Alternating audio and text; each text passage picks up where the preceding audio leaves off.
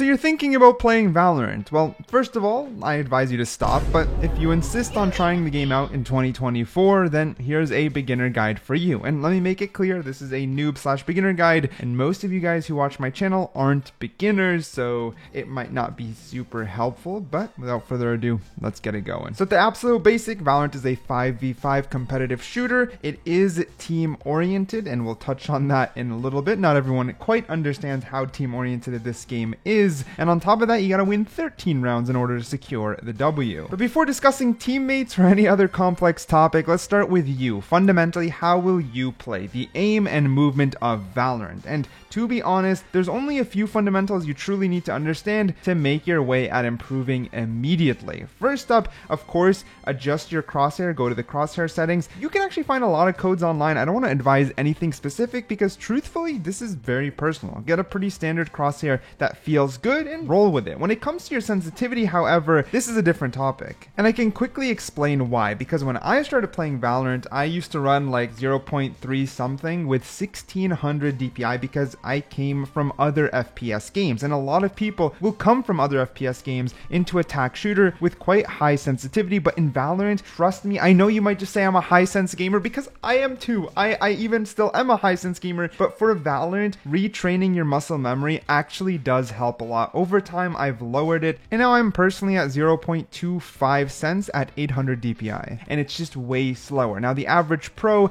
between 0.30 to 0.40 at 800 DPI, so truthfully, even if you feel it's too slow, start a little higher and maybe even lower your cents by 0.1 every single day and sort of play around with it. It is still personal, but I do advise, even if slow doesn't feel like muscle memory, allow yourself to train and build that muscle memory, as it'll help with a lot of other aspects when it comes to aiming in Valorant. And this is because the number one tip that you'll hear over and over and over is crosshair placement. You need to work on your crosshair placement in order to successfully improve your aim in Valorant. Because Valorant, while yes, it does benefit from learning to flick or sure having quick reaction, it is not the fundamental on how you'll secure your kills. The securing of the kills will come from crosshair placement and game knowledge first, and it's what makes Valorant the tactical aspect of tactical shooter. And let me explain exactly what I mean here. Every time you're looking at an angle, you've got to imagine, how will an enemy peek here in which my crosshair is actually at head level? And this is one of the few times deathmatch is really helpful, because you want to enter deathmatch, don't just hold W key, play on angles. Hold a certain angle, okay, I think his head will peek here, and slowly adjust until you understand when they're above you, when they're below you, when they're behind a box, where will on average their head peek from when they throw around that angle. And then all you're supposed to do is micro adjust and shoot, hence why I covered slower sense and really advise trying to build muscle memory on slow sense, because at this point you just need to micro adjust onto their head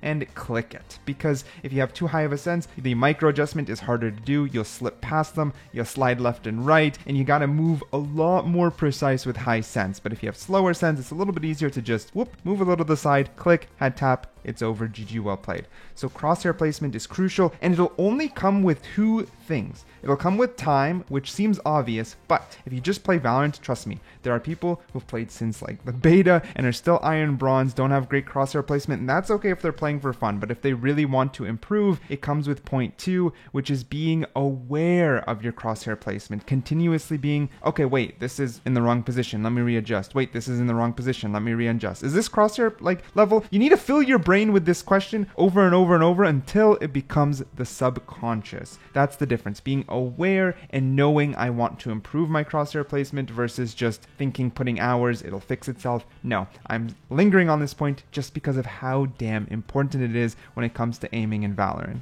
Alright, but you've lined up your shot. The next thing is actually shooting, and that's like, you know, are you gonna burst fire, are you gonna tap, are you gonna hold and spray, are you gonna spray and crouch? That's the next thing, but it's so important, and it's funny because it's so easy to mess up. The thing is, spraying in Valorant for the most part just sucks. You gotta be specific with the range and the gun, right? Like if you've got something like the Spectre or the Frenzy and they're swinging around the corner and you're right in their chest, yes, spraying does make a lot of sense.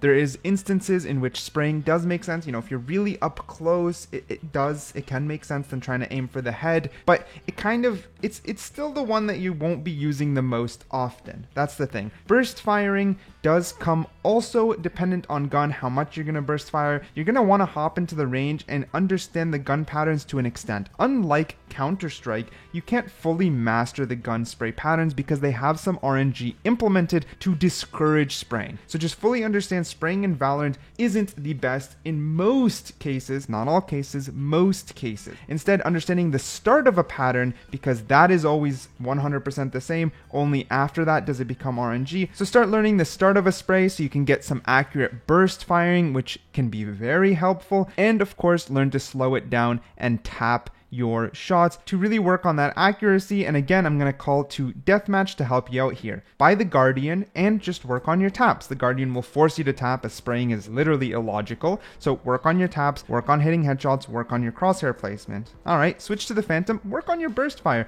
Increase your range. The Phantom is no longer a one tap to the head, and work a little bit on the burst fire. You want to hit the head and make sure you're pulling down a little to also hit the body and still get that kill. Then if you want, keep the Phantom, switch to the Spectre, switch to spray guns, and then try to work on getting close to your enemy, right? Use sound cues to learn when to swing around a corner and try and spray their body a little, but keep in mind spraying doesn't mean continuously moving, because Valorant's inaccuracy while moving is very high, and over the years they've actually continuously increased it to continue to penalize jumping and shooting, running and shooting, etc. You might get some lucky shots, and if you're an avid Valorant player, you're rolling your eyes listening to me because we've all been killed that way, but it still isn't what the pros are doing or any high ranks are doing. On average, running and gunning isn't the way, so make sure you're stopping when you take those shots, irregardless if you're spraying, tapping, or burst firing. Alright, so you've stopped, you got your crosshair placement, and now you're ready to either tap, burst, or spray depending on the situation. Do you crouch? Because it is for a lot of us FPS players, it is very normal to hit the control button and then shoot, a lot of times including spraying. Now here's the thing with Valorant, it can get very complex here, so I'm not going to go too deep into it, but when it comes to crouch shooting, it isn't something you do every single time. It actually has to be very conscious, and if you jump into Valorant and you find yourself every single time crouch shooting, literally unbind crouch. Forget it exists for a little bit, because in Valorant you need to build the muscle memory of not crouching first, especially as a new player, because when you crouch, you're actually moving your crosshair and you have to do a larger micro adjustment, and what did we say? Crosshair placement comes first. It'd be better to just learn to stand still, get your crosshair placement lined up, and look for a nice calm headshot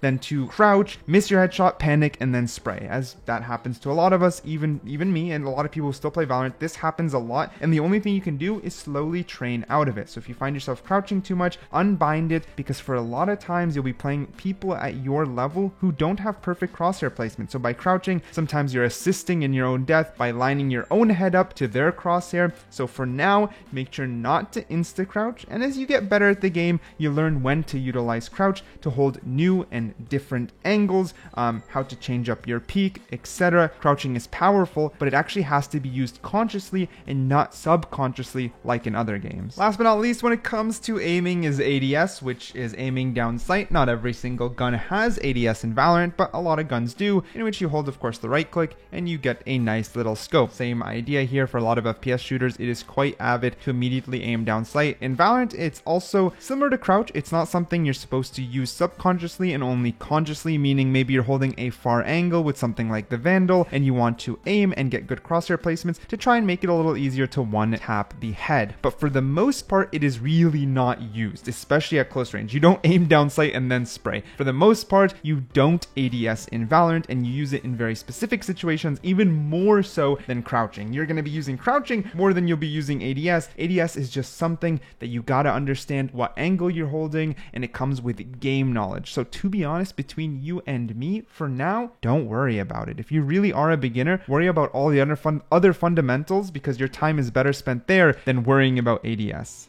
Unless you're sniping. Alright, next comes the movement in Valorant. So of course you can just run around, and when you do, you make sound. If you're wondering how far can you be heard, there's a circle on the mini-map, it's in the top left, and that's basically how far those footsteps are being heard. Running around in Valorant for the most part isn't what you do, of course, unless you need to get to one place as quickly as possible. Maybe your position is already compromised, you gotta get the heck out of there. Maybe you're rotating from your spawn somewhere safe to get to the other site. Of course, running has its place, and you'll be using it a lot. You can even learn to bunny hop by running and jumping. Some people change their jump key for that reason. And then by pressing shift, you slow it down, you cut noise. And this, of course, again, we're circling back to the tactical part of Valorant. Knowing when to cut noise is very important, as when you're shifting, you're not giving up your position. Now, the truth is, this is where game knowledge and time will help you. When you're in like a panic, it's hard to know, should I just run? Should I keep shifting to not give up my position? Oh no, the spike is beeping. All right. In this case, yes, there's a lot of factors, but this just comes with time. For now, take it easy. Try to hide your position. Try to get advantageous jumps on the enemy by shift walking. And of course, if you need to get somewhere fast because the spike starts beeping, you know where the enemies are, go ahead and run that way while being aware how far those footsteps are being heard, and just work on it. Time is definitely your assistance here. The only one-to-one thing you should take away from this video right now when it comes to movement is just learning to strafe in Valorant, because it is very important, and it is kind of the default when taking a gunfight, and it's just moving a couple steps to the right, a couple steps to the left, and in between those steps, shooting. So a couple steps to the right, shoot, couple steps to the left, shoot. You can change it up, do another couple steps to the left, shoot. Keep it sporadic. Don't just do left, right, just left, right, because then you become predictable. Change it up. I'm gonna put up a little video here by Royal G. I could literally only aspire to ever be as good as him, and he literally makes an entire video just on counter strafing, so go learn the specifics from him. But for now, you already have a lot to digest. So for now, move a little bit to the right, make sure not to be moving or else you'll hit inaccuracy. If you're the one who needs to peek, you know an enemy might be right around the corner and you gotta swing him. Well, there's a few different ways to peek. You can jiggle peek the angle by rapidly pressing your left and right movement. You can wide swing, also known as the pop and swing. It's actually very easy to do. Just hold your left or right movement button and come out further than expected to throw your enemy off guard. And these can all be done while dry peeking or not dry peeking. And what that means is if you're dry peeking, you're not using any utility. It means you're literally just looking to fight the enemy one-on-one. This is, of course, dangerous, especially if you know there's a good chance that there is an enemy or multiple enemies. Usually you want to first flash and then choose a peek style to peek them to help assist in winning. But of course, that's not always going to be an option, and comes down way more to game sense, which we'll cover in a little bit. Now, when you have a lot of the basic peeks down, search up how to jump peek in Valorant, in which it allows you to hold W, jump, and then tuck back by holding left or right movement key plus back. It's better. There's some people who actually show their keyboard. It'll be easier to understand, but once you feel ready, check out the jump peek. And one of the most important things about peeking and angle holding is don't hold too close to the wall unless you're purposely trying to jump scare the enemy or have a plan. For the most part, holding further from the angle will always be better. And I can explain that quickly. The further you are away from an angle, the less time the enemy has to actually react to your peek. It's a little bit of a complex topic to explain. Hopefully I can find like a chart online that I will show you. But when you peek further away, they have less time to react. So understand your positioning and be aware of it.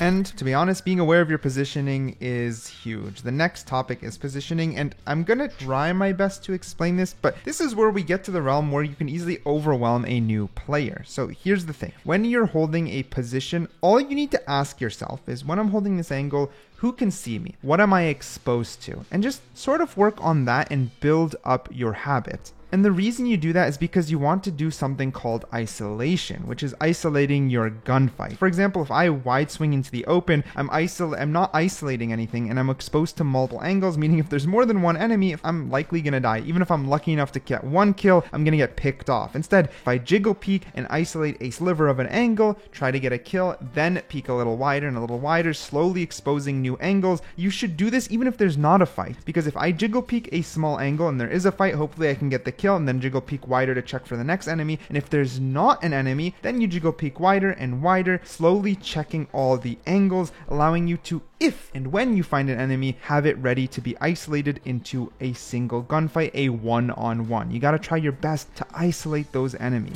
A nice little pro tip, though, take it with a grain of salt, because if you're a beginner, your teammates tend to also be beginners, so you can't expect them to do this for you, but you can try to do it for them to practice your muscle memory. Or if you're playing with friends, you can work on it together, and this is holding each other, known as a crossfire. So for example, if you're holding a doorway away from the left, your friend can hold it from the right, which also then covers your back. Meaning, not only do you have a better chance at killing anyone coming through that doorway, both of you aiming that way, you get to cover their back, and they're also covering your back in case an enemy comes from behind. This is called holding a crossfire, allowing you to gain info and advantages. Crossfires are also a complex topic, but for now, try to just be situationally aware. That's something I will repeat myself because it is the fastest way you're gonna learn. For example, spike is down and you want to hold the spike. There's only one enemy remaining, but there's two of you. Just think on how both of you are gonna hold. If one of you are holding a spike and the other runs off, you're automatically isolating the fight for the enemy. Instead, try to crossfire onto the spike and cover as many angles as possible to reduce the chance of 1v1ing the enemy. Hope that kind of makes sense. Again, this is where we dabber from beginner to beginner plus or light advancement. But if you just start thinking about them, plant the seed in your head and try to be aware, ask these questions mid-game, even if it slows you down a little and distracts you, it's okay because you'll be learning until they're all just subconscious and you're thinking quick and on your feet. The next topic is really boring and I'm gonna lose a lot of people, so let's try to keep it basic. It's understanding eco management in Valorant, your economy, because it's a lot of numbers. So for details, press the buy menu and hover over this little circle and it'll explain how much credits you get for winning, losing, killing, planting, etc. if you want all the details. But again, I want to keep this nice and simple for you guys. On round 1, keep the classic, go light shield, buy some abilities, or forgo the light shield, buy all your abilities, and you can keep the classic if you'd like to. If you want to upgrade, maybe try out the frenzy if you want to play close range with a little bit of spray, or my personal favorite, the ghost. It's just very versatile. You can tap from far, double headshot to get the kill, or of course if you gotta spray the body up close, it is possible, though I don't fully recommend it. And if you feel like an aiming demon, you can forego buying anything except the sheriff and aim for the head for a nice little one shot. I don't want to limit your gun choices. If you want to try the shorty, which is an up close shotgun, and play as a little rat in the corner and try to get a free kill, go for it, because you're a beginner. This is how you have fun with the game and learn it. If I try to limit you and try to restrict you to the most meta stuff, you're not gonna have fun with this game. So have fun, try out all the pistols, maybe try pistol and some abilities, light shield, etc. Play around in the first round, it's fine, buy what you'd like and start enjoying the game. However, this is one tip I would like to advise that you just become a habit with. If you win the first round, you and your entire team should do something called a force buy, which is just use up all your credits to get some good guns. Buy the light SMG, buy the Spectre, buy a Stinger with shield. Here you can play with a lot of the mid-ranked guns, but buy up and get a huge gun advantage against the team. Because you won the first round, you have more money than them and you want to try and secure that second round with a gun advantage. And if you win the second round and go into the third round, if you died in the second round, don't buy anything in the third round. Just go super cheap, try to be a rat, try to find some free kills, and if you did survive, don't upgrade your gun, because third round would be called your bonus round. The score is 2-0, and you want to try to use your mid-priced guns to fight the enemies who will now have more powerful guns than you. If you lose, no worries, you full buy in the round after that, and if you win, you get a free upgrade by picking up the enemy's guns. Now, let's roll it back. If you lose first round, in the second round, pretend it's another pistol. Go, same idea, classic, go ghost, go super cheap so that in the third round you can do a full buy. Now on average, a full buy is what we call the rifle rounds, which is either a phantom or a vandal plus light shield or heavy shield, whatever you can afford, and you want to have as many rifle rounds as possible in a Valorant game to give you the best chance at winning. But again, this is the absolute fundamental of the economy, and you should play this back and learn to communicate with your team, as this is how you'll play Valorant in the long term, understanding when to eco, when to full buy, and try to optimize to get as many rifle rounds as possible. However, does this mean don't play with the guns? No, if you want to save and try the operator, one shot to the body, go have some fun. You need to experiment in this place, but I want to give you the basic information for you to be able to use it. If a lot of you guys are struggling with the economy, save as a team. All go classics, all go pistols, try to do something as a team that's ratty or sporadic that the enemies won't see coming, and then even if you lose in the following round, buy up, make it a rifle round, and you'll learn the economy over time. But hopefully this section will at least get you started. Now that I mentioned the rifle round and the Phantom and Vandal being the primary guns, the next question people will ask is Vandal or Phantom. I don't care, play with both. Play with both. Phantom, you get a burst fire, you can play up closer. The silencer means there's no bullet traces through smoke. The Vandal's a one tap to the head no matter how far the range, which is not the same for the Phantom, but they're both different guns. They both have their spot. They both depend on agent. They both depend on map. So anyone who's just telling you flat out what to use is cap. Play with both, see what you like, and over time learn their advantages and disadvantages so you can choose them according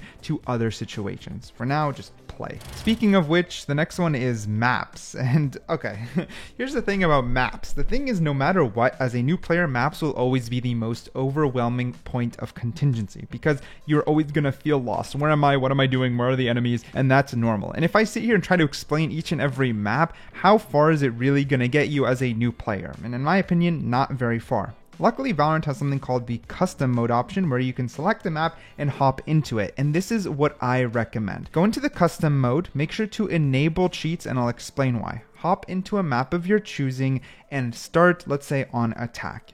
From the attacker's spawn, see all the ways you can get to the various bomb sites in straight lines. All the way left, all the way maybe second left, straight through the middle, all the way on the right, the second way to go right, and just do that over and over, back and forth. Walk to the bomb site and back to your spawn. Back to the bomb site, back to the spawn. Just go back and forth. Okay, then connect all these lines. See them on a vertical. So when I'm walking on the furthest left, how can I get to the furthest right? Walk back and forth between the furthest left and furthest right. So now you know how to get back and forth from spawn to the bomb sites and in between the bomb sites. Nice and easy. Now hit escape, and on the very right hand side you'll see cheats. You can swap team and then do the same thing on the defending side. Push up to the barrier, understand where the barriers are, understand how to rotate, so how do you get between all the bomb sites, and play around with different angles, you know, what corners can be held, etc. Start walking around the map once you understand how to move between the sites, and just learn it that way, and don't stress it. Once you know the basics, hop into the game, you'll learn the rest through playing. You don't have to know every nook and cranny, but if you get the basics of each map through custom,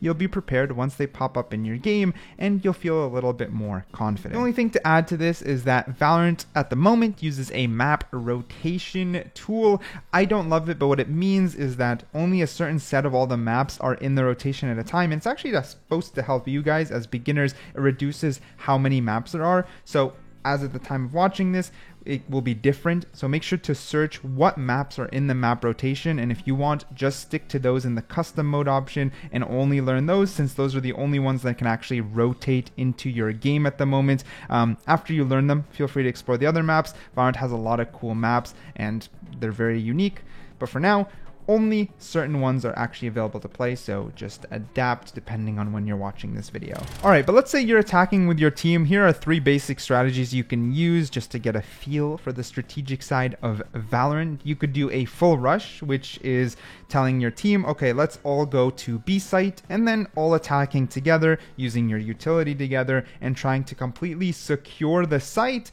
and then make sure to hold your flanks and where the enemies can come from. You could do something like a split, which is the team splits up to take control one site and mid. It's focused on map control and getting picks. And then there's something like a default. When you hear someone say default, it basically just means everyone's gonna be playing on the back lines on the safe side and only looking for picks. Once someone finds a pick, usually you might gravitate towards pushing towards that pick. So let's say someone finds a pick on A, they'll then switch from a default to a rush on A site, or they might fake out the enemy and find a pick on A, but all push B site while the enemies rotate. For the best chance of a default working, of course, you play safe altogether and you spread out to cover as much of the map as possible. Strategies are really fun in this game. To be honest, it's really what makes Valorant Valorant. There are numerous strategies and numerous pieces on the chessboard to move during a live match, but just understand the basics and learn the rest over time.